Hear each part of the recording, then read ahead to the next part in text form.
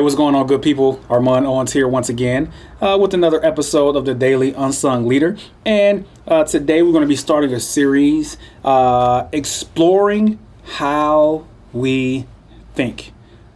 As leaders, one of the most important things that we have to be able to do is understand, assess, change if necessary, our thought processes and our perspectives, about things in order to serve the people that we have the privilege of leading.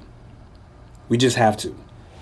And, as leaders, we get paid to think strategically. It's our jobs, to think strategically. We have, on some level, performed well at the tactical level, at the doing level, where now we've been elevated and we've been brought into the big leagues, right? A lot of people talk about the 10,000 foot view, the 20,000 foot view, however many 1,000-foot view you want to consider yourself at. This is strategic level thinking. This is not just the immediate level. Hey, what is when I put my hands to something, what is going to happen? What's the next thing that's going to happen? No, it's a consideration of a broader, wider, and in a lot of cases more ambiguous situation, than just what's happening right now. And that means that we cannot solve problems. We cannot solve problems. If we're going to be strategic leaders, we cannot solve problems at the exact same level that they were created. We don't have the ability to. We can't afford to. We live in an ever-changing, volatile environment that requires us to think deeper, to think more strategically, and to understand how one decision affects another decision, which affects a ton of other decisions. But I'm going to give you, over the course of this video, I'm going to give you three small words that, apart, not a lot of power in those three words, but together, they have the ability to revolutionize your ability to make the right choices, and not just make the right choices, right, some of the time, right? Because none of us can make the right choices all of the time. That would mean perfection, and that's not something that is legitimately possible. But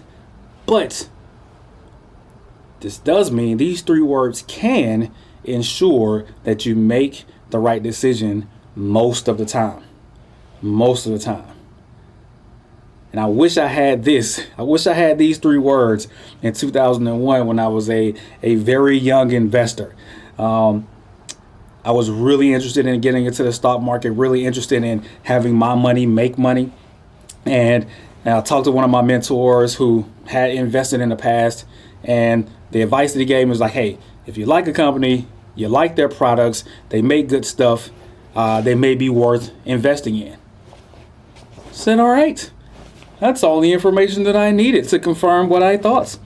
So I decided I was going to invest in Sony. And at that time in 2001, Sony, I think, was at about 135, 140, somewhere around that range. And I was jumping head in, and I'm gonna have my money make some money. Well, about 3 months later, Sony was at $65, and I was pretty upset about that. And I learned some very valuable lessons too. Matter of fact, two very valuable lessons. Number one, you can't just trust the things that your friends say about something that they are not the experts in. Number one. And number two, how did I think through this process of investing in this? Because surely there was more information that was present that would have given me the clarity on why Sony wasn't a company to invest in at that time. And upon further investigation, turns out it was not the company to invest in at that time, because as I took my research a little bit deeper and asked myself those three questions, the question with those three little words, led me to understand that, Sony at that time, it was severely overextended because they were putting all their money in research and development. And, it really hampered, their ability to grow. And it really put their value, kind of made it really ambiguous. And, ambiguity does not work in the stock market, just so you know. right? So, they dropped subsequently, and I learned some really good lessons out of that, all right? And it's what I really call, kind of kiddie pool thinking, right? Because that what I did was, I just took one level, right? It wasn't even all I needed was some information that could confirm my bias about a decision that I wanted to make. I wanted to make a decision about investing in Sony. I needed some confirming information, and that's all I went with. And I never got to the next level of thinking, which is second order thinking, to ask myself a non-confirming question of how is this company really performing? And when I say kiddie pool, I'm really talking about the depth in which, that I'm thinking, right? Because, kiddie pools ain't that deep, right? So, and most people fall prey, to that kiddie pool level, thinking, all right, which is really just, first order thinking. It's simple, it's superficial, and it's shallow, right? Anyone can, and actually most people do think in this way. There's an entire industry right now. That is completely thriving on the exploitation of our first order thinking. You want to know what it is? That's right. The fast food networks of restaurants that are in existence right now. They completely exploit our first order thinking. Hungry. What's the first thing to go get? Right? That's first order thinking. Because if I took this a little bit further, hey, I'm hungry. What's the first thing I get? Oh, I can go get, McDonald's. Oh, but let's talk about the content of that food and what that is going to do down the line, when I'm, 47 years old and I got gout, because I been eating that bad beef, that comes from McDonald's, right? Got to take it a little bit further than that. How is that going to affect my health overall? Yeah, it may quench my hunger right now, but in about 6 hours, am I going to be on the toilet? Right? What is it really doing for my overall health? But that's what happens. The fast food restaurants have exploited our first order thinking. What other industries can you think about that exploit that first order thinking? Right? Because you got to think about first order thinking is just one dimensional, right? It's stick figure. It's just stick figure. But as you increase your planes of consideration, right, you begin to add more depth, more clarity, and more information into the picture, right? Where you get more information from, a circle or a sphere, right? That's what happens when you apply not just second order, third order, fourth order, nth order thinking. It adds more clarity. You get more information. And now you're increasing your odds of success by continuing to ask yourself these 3 words. Very simple. And then what? Very simple. And then what? Hey, I want to go do this. This is what I believe is going to happen. And then what? Well, this will occur. And then what? Well, this might happen, this might happen, this might happen. Ooh, and this might happen. Oh, well, what are the chances of that happening?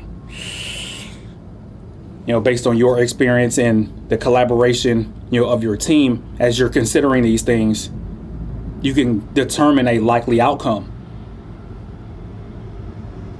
Because every outcome has subsequent possibilities associated with it. And if you limit yourself to just one outcome, you limit yourself in your possibilities as well. But you create more you can create more outcomes by adding second, third, and nth order decisions thinking. Guess what? You create more possibilities. And you get to see that one, hey, the possibility of this can occur. And the chances are actually, pretty great that this could happen. Because that's what happens when you add more planes of consideration to your decision making. You're gathering more information, getting more clarity. and you're taking something that's just one dimensional, that's ones and zeros, that's cause and effect, to something that's more defined, has more depth, and gives you more information to make a decision that increases your chances of success. And that's just one way of improving your thinking. Just adding those just the simple act of adding those 3 words, and then what? It removes you out of the way of your own bias, because like I said, I was already biased towards Sony because I like the company, I like the products. I just needed some information that confirmed that for me. But if I'd asked myself another question, hey, and then what? Well, are they actually a profitable company? Are they actually valued properly at 140? Then I may not have wasted $2,000 and lost all my money. Where have you kind of fallen short, where you've been limited to first order thinking? Where have you made some decisions that you skirted by the little hairs on your chin, where you realize afterwards, in hindsight, that things could have really went wrong? Just those 3 words. And then what? Take yourself down that path. Create different outcomes. Analyze those possibilities. And make the most right decision by using the most right thinking. All right? That's all I got for today. Hey, give me your feedback. Let me know what you think. Like, share, subscribe. Hit that bell. Let you know when I'm going to be making more videos. It's going to be a weekly thing now. Every single Friday, another episode talking about leadership, talking about thinking, talking about productivity, talking about everything under the sun to help you become an unsung leader. Peace out.